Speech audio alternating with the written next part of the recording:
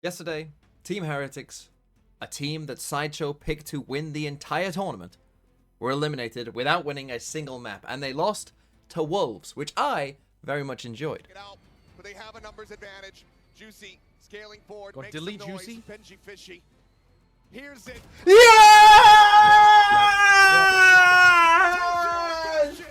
Wolves! Wolves are the apex predator as they eliminate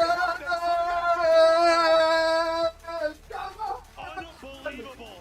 Easy, easy, easy, easy, easy, easy, easy. And you can expect more of that later on today when Wolves obviously beat BLG and make it through to the playoffs. But let's focus on Team Heretics. We're going to pick this up at 7-9 here. You know, still a very winnable map here for Team Heretics on Lotus. You know, on attack side of Lotus, you know, I still think they were probably feeling decent about this position. But even little things like this, right? Like, this is their Fade Horn that they've just missed. Right, this landed right here. You know, like, even little things like that were just going wrong for them, right? That it's just like, oh, what are we doing? And then Boo's going to swing out here with one of the two rifles. And unfortunately, Lysol's on a bit of an off angle there that, you know, they aren't expecting, and so no one can trade it either, and so Lysol also manages to escape. But you'll see here that Team Heretics from this position, right, obviously, they're on a bit of a half buy here. You know, it's not a great situation for them, but they actually come up with, like, a clever enough call that kind of fools Wolves, as you'll see, because they just take this first bit of A space, and then they just basically just send Benji round the map. Right, so Benji's going to come here, he's going to destroy the turret just there on B, and then he's just going to run over towards C and make some noise there, whilst these guys do absolutely nothing, right? So those guys are just full chilling, and Benji is the only one making noise. He's now going to come out towards C and, you know, just to, like, you know, make some noise, get rid of some of this Killjoy util here, and it is actually going to get Wolves, right? If you take a look here at the map, what we see is Wolves, they start believing it, right? You've got Lysol here, you know, he's trying to put out a smoke over towards C, Juicy full rotates, so they get them. Right, they fully, like, get Wolves here with this call, and they put themselves in a good position, as you will now see. Able to come to fruition, taps the door. You still have Spring hovering nearby to try to watch that. Benji re-wrapping his life sword. Able to find one. Does eventually get flushed out the Vandal, finding value. Hands comes away. Okay, so that kill from Miniboo just put them into a 3v3, but what happens next is just emblematic of we're just taking, like, unnecessary risks, doing stuff that doesn't really make sense, and they end up losing the round. Hands comes away with a kill. Miniboo up and over the top of rope. Finds a kill there. His spike plant going to be interrupted, and now it's on the floor. Spring going absolutely monstrous. A tap of the plant. The time, it's just not there. It's already over. YU has to do nothing else. So the unnecessary risk in this situation is where Rienz is planting. It doesn't make any sense, right? If we just take a look at how this round plays out, right? So we got that kill from Miniboo. He's pushed heaven. Why are we planting here when we have no control over this? Because that's ultimately what cost them this round, right? Is the fact that even though Rienz wins this next fight, they would be better off if he just... I mean, he's also, don't forget, he's one off Viper's Pit. Right, so if he just plants, he has Viper's Pit. So if we just plant the spike safe, you know, here, and then just pit, I mean, you know, why are you still miles away from the round, right? We give like more time for Benji potentially to get back in here, give time for Miniboo to, you know, regroup with our Viper and you know, play around this pit. You know, we're probably winning the round. Instead, even though Rienz does manage to win this fight, he gets off the spike, gets traded, and now the time is a problem. Now, yes, of course, this is crazy. Goodbye Spring to flick on Benji there and you know, kill him, and then he plays this pretty well as well, right? Just waiting for Miniboo makes it unwinnable for him, right? So, really well played by Spring there, essentially winning the round for Wolves. But Rienz's plan spot doesn't make sense to begin with anyway, right? Like, it doesn't make sense why he would do that either way. And if we come to the very next round, again, Team Heretics are going to put themselves in a pretty good position. This one, they're going to actually end up over towards the B site. So we start off with a bit of a BC default here. As you can see, these guys, you know, come in and take in this space. And they do take that space, right? And eventually, we're going to end up here on B with that Viper's Pit that Rienz didn't use last round, right? So you see the plan comes in here to, you know, again, threaten towards C with Benji. He's making a lot of noise. Whilst that's going on, they come and take this A space over here, right? So they threaten this. And this is good, right? This is good, like, you know, default Lotus kind of stuff, right? Where we're making noise, you know, we're making it look like everything's going on. So, you know, we bait out this Viper's Pit from, you know, Benji making a lot of noise over here. Now he's tapping this door over towards B. We're also tapping the door towards A, right? So we're you know, leaving our options somewhat open here, but they are going to end up doing this B split just now. And then we will see them get into the B site, get the first kill, end up in a good spot, and again they manage to lose it. Certainly not the big value that he wanted to get from this Odin as he continues to run lower and lower on bullets. Push forward towards the door. Juicy going to try to hold things down here. Oh, what a paranoia. The paranoia locks him in position. Hasn't seen anything though. The gun barrel just on the side. The swing in. Miniboo wins the fight. The B site here almost for the taking, but YU on the repeat. Catches the enemy raise there in midair. Slick fight not going to go deep enough to be able to get the hit there on the Woots of the spike plant can be committed to. Hit now, locking off baby door. As Lysor says, all right, I'll just reposition. TP's towards upper, joins in alongside shoot that baby. Spring finds one. Benji Fishy going to be taken down. Two of the remaining players here inside of the pit. Look around in from behind, looking to try to find the Viper, and they found him. Just Boo now to try to clutch it out. Push on the smoke, and he cannot find it. YU! So again, that's another situation where you would think Team Heretics with a good Viper's Pit down on B that they'd be able to win this, right? They get the first kill, and okay, it does get traded out here, you know, pretty nicely with that shot there from Yuko. But once they're in this 4v4 and the Viper's Pit is down on B, like it looks good for them, right? This Viper's Pit is very tough, you know, to kind of get out of there, right? Like that's not going to be easy to kind of get in. You look at the map right now, but I just want you to focus on Benji.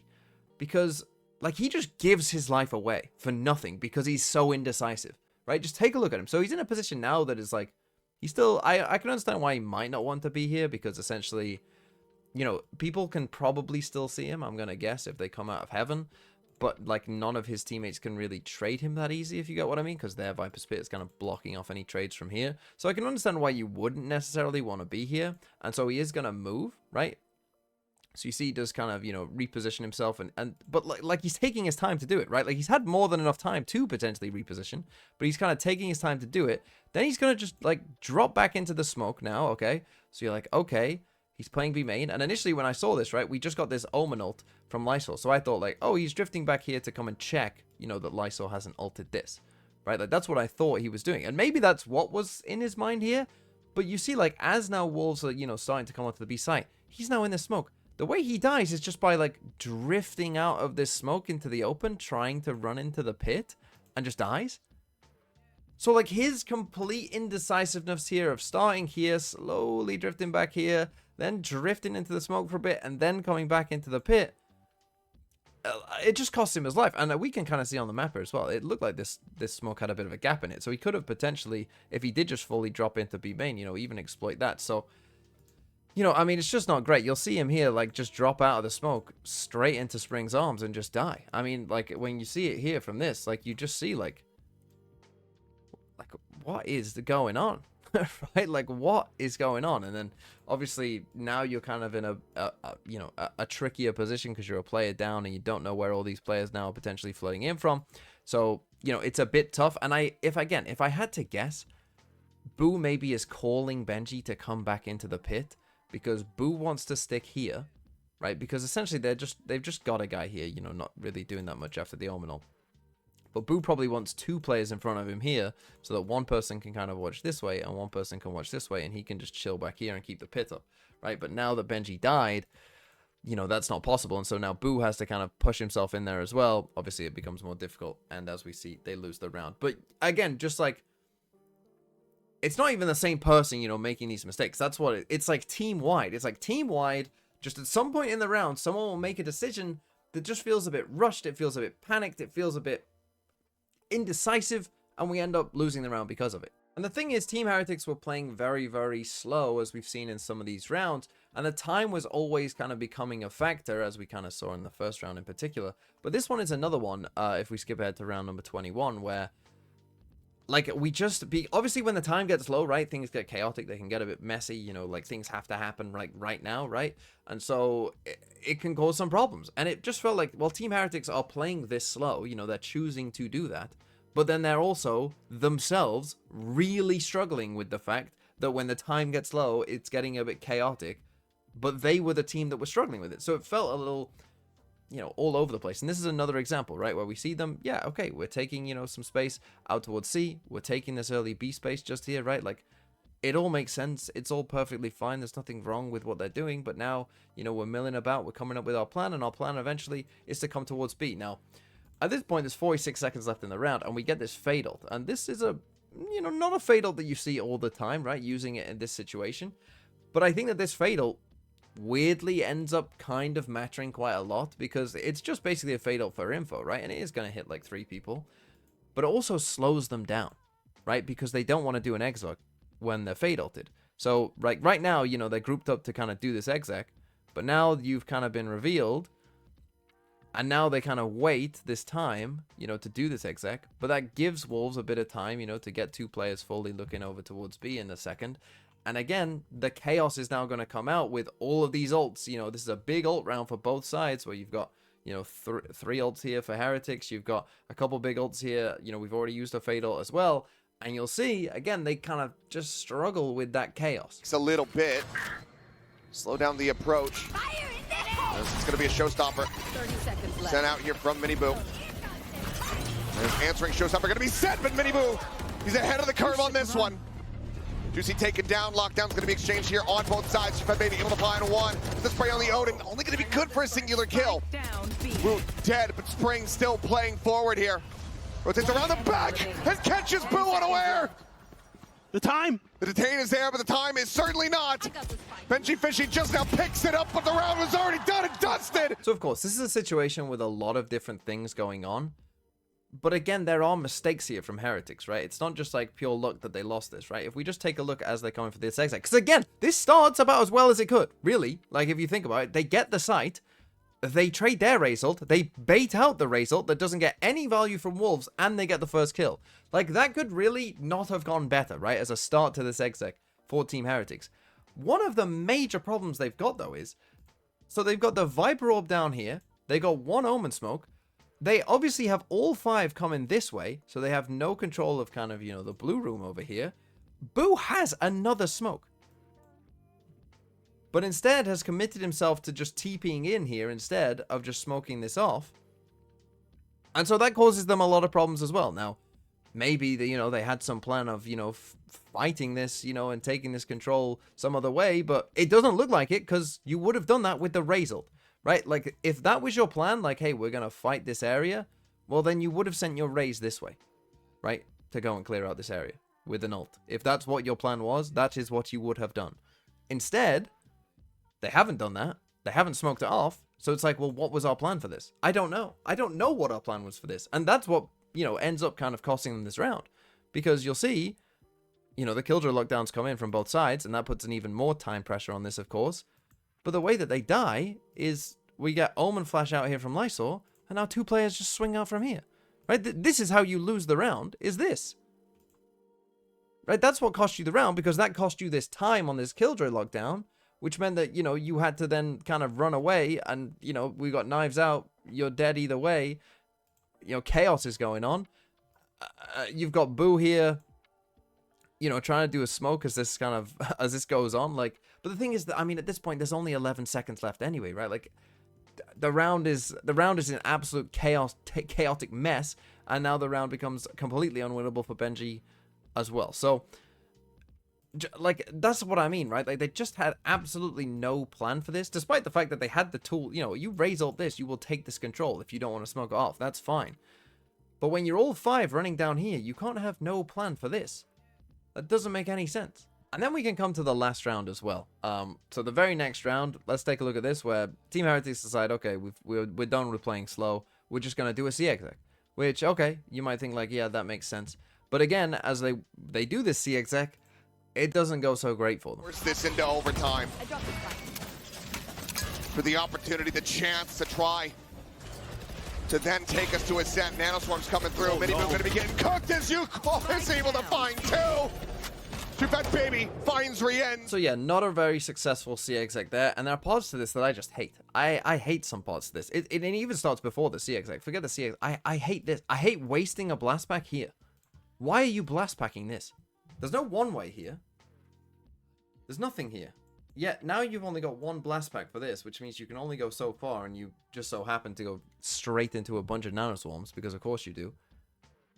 It just, I just hate that. I just think it's such a waste, right? If you want to come over here, just TP and double swing it, right? And just trust yourselves, like, you're a good team. Trust a 4v1 or whatever it would be, right? But now as well, the second part of this exec, I also don't like. Because clearly they decided, for whatever reason, there's going to be a fade horn here. You see this nade in Miniboo's hand? He's not going to throw this nade. This nade doesn't get thrown, right? And I know why he doesn't throw it there, because his fade horn doesn't get shot and doesn't see anyone. So that means that there's no one there. But that doesn't mean you don't have to throw the nade, because it's not just the nade that they don't throw. They also don't throw paranoia either. So kind of like, you know, I get it. They aren't here, okay? They aren't pushed up here, but that doesn't mean that no one's on the site. And it doesn't mean you still don't have to use any util, right? Like, you can nade this, paranoia up here. You can even scale up here with the raise if you do that as well.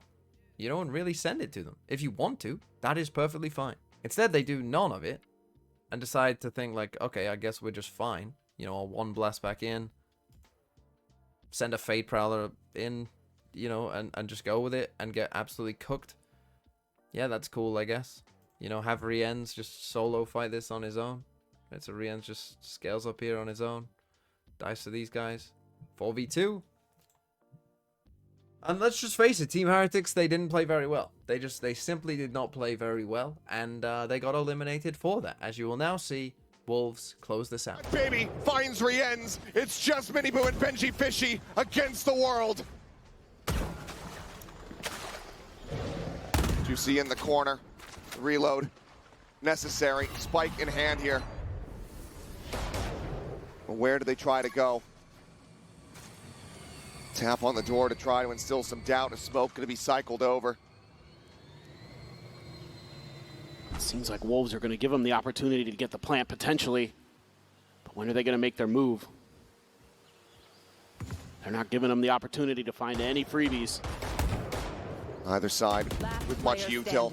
But Miniboo dead. Benji Fishy, 10 HP. Versus 3.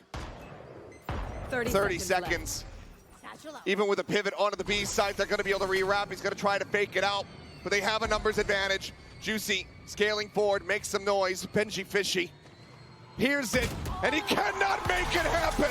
13-9, 2-0 fashion here in the Great White North. Wolves are the apex predator.